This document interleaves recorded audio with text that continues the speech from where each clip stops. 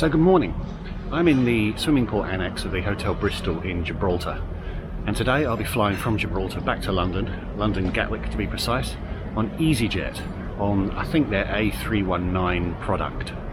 As I've said before, I might not normally cover a return leg of a trip such as this if I'm travelling with the same airline in the same class, but given the current goings on, I thought it would be interesting to see how Gibraltar and Gatwick are handling the situation, and then I'll be able to contrast those to Corfu and Heathrow, which are destinations I travelled through quite recently.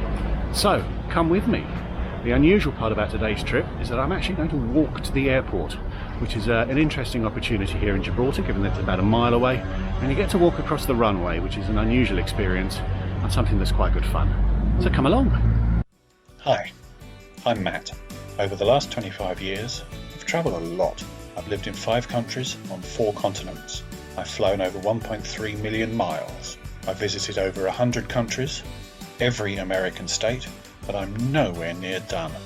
So hit subscribe to see where I go next, and perhaps get some inspiration for your next trip. I'm making a separate video about what I found in Gibraltar, so I won't talk in detail about the place now, except to say that there's one main street running through the territory which leads to Casemates Square, which is the focal point of the town. Once you're through the old town walls, it's not far until you reach the runway. On the day I travelled, there were only 3 scheduled flights to the territory, but all 3 were scheduled to arrive within a 40-minute window, so interruption to traffic was only necessary for a relatively small part of the day. I can see that more flights are now operating, perhaps in response to the fact that Gibraltar is one of a handful of countries that you can currently travel to and from without quarantining in any direction, from the UK at least. Gibraltar's runway is not long, but it is fairly wide and it takes a good few minutes to cross. Police were attentively on duty at both ends, and while it can't be ideal to have all foot and vehicular traffic crossing such vital infrastructure, Gibraltar's geography means there's no choice. The current airport terminal was opened in 2011 and butts hard up against the Spanish border. The design was intended to allow a second entry and exit point from the building directly into Spain, but given the ongoing disputes, this was never executed. The airport seemed to be taking things fairly seriously, with hand sanitizer plus enforcement positioned outside the building.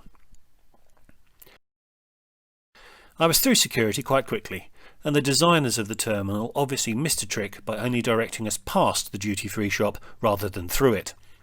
Gibraltar is a duty-free territory, so there are bargains to be had. Shops in the town were even cheaper than the airport, but as I was hand baggage only, I couldn't carry anything through security. I was happy to find a litre of Cointreau around 45% cheaper than my local Asda, as was my mother when I gave it to her. There was a lounge available and access could be purchased for £20. Otherwise there was the usual retail opportunities and a snack bar.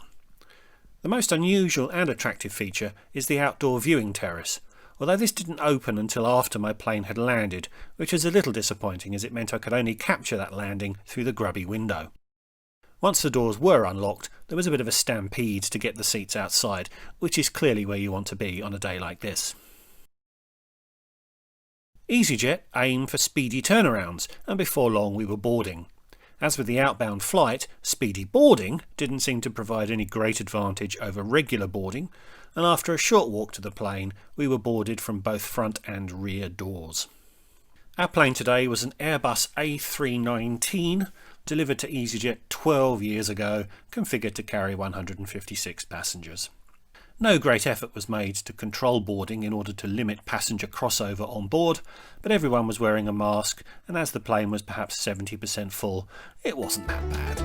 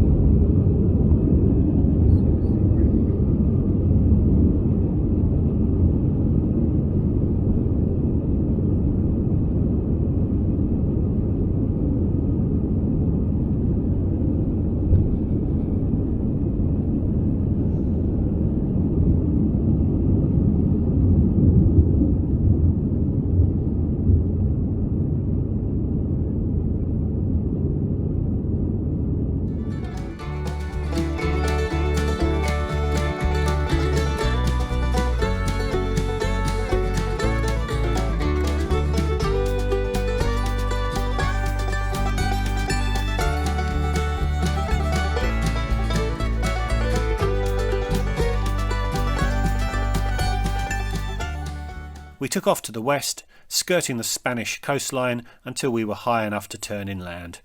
We left Spain again across the Bay of Biscay, crossing Brittany, Jersey and a tiny bit of Normandy. We entered England overhead Chichester before landing towards the west. There were 2 lavatories for the 156 passengers, 1 front and 1 back. The seat had 29 inches of legroom, which is snug for me, but as the seat next to me was empty, I was quite happy. An in-flight trolley service was offered, although without in-flight magazines it was quite a performance to communicate what was available. The relatively high cost and relatively low quality meant that I abstained.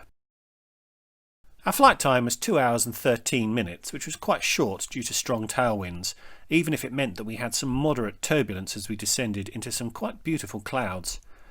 I don't mind a bit of turbulence, as it spices things up a little, and I know that modern aircraft are designed to withstand levels of turbulence way beyond what you can see here, although I know it can be disconcerting for others.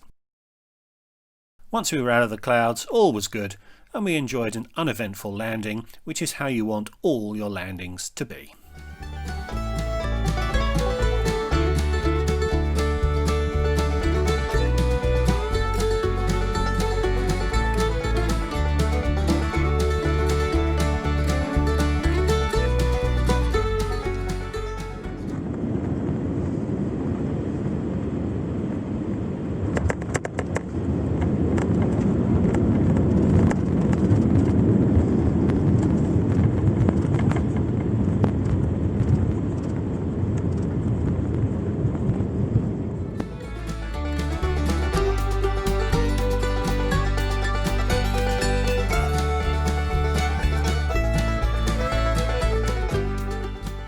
Get off the planing was done via a front air bridge, and easyJet attempted to control passenger movements by calling us off by row number. I'd give my fellow passengers a C grade for compliance on this occasion. Off the plane to see what Gatwick's attitude to the virus was. Well, it took a while to find out. We'd parked at Gatwick's Pier 6, which is connected to the rest of the terminal via the Monster Bridge, the largest bridge over any taxiway anywhere in the world, built to allow a 747 to pass underneath, although it turns out to not be quite tall enough for an A380 to pass underneath, which must be quite irritating for them. So after what seemed like endless escalators and some pretty cool airfield views, we finally made it to the security point. No filming as usual, but I am pleased to report, well, actually the bloke in the car can probably tell it better than I can. So over to him. So back in the car with some warm clothing that I'd left here for this very purpose put on. If there wasn't any footage of me transiting from the north to the south terminal here at Gatwick, that's because it was too dull to include, and having just done it, I suspect that may very well be the case.